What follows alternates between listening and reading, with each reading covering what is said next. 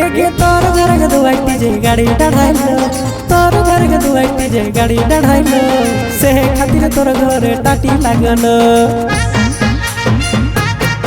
एगे तोर घर के दुआई जे गाड़ी चढ़ाइलो से खातिर तोर घर टाटी लागलो से खातिर तोर घर टाटी लागलो ए तोर बनैलो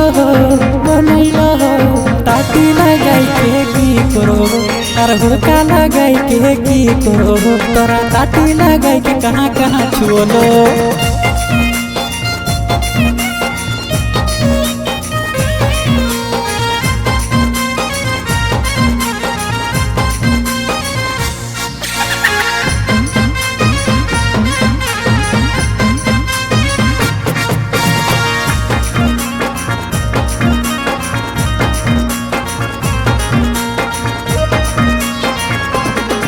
एगे तोर घर के दुआई जे जोनी बैसलो और तोर लक्षण देखी सब चुगली करो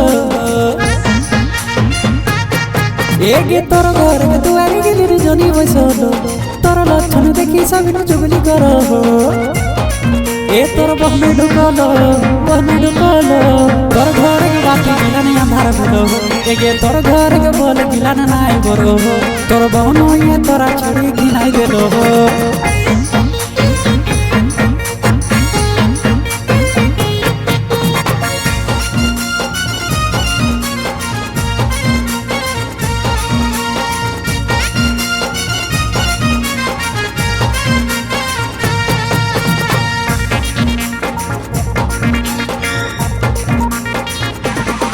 एगे तोर बहन तोर संगे की करो नुकाई तोरा बड़ी प्यार करो एगे तोर बहन तोर संगे की करो नुकाई तोरा बड़ी प्यार करो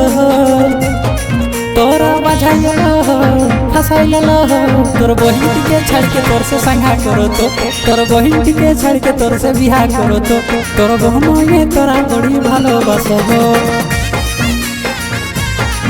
ए तोर बहिन के छाड़ के तोरा संगा करो तो एगे तोर बहिन के सैतीन बनमो तो।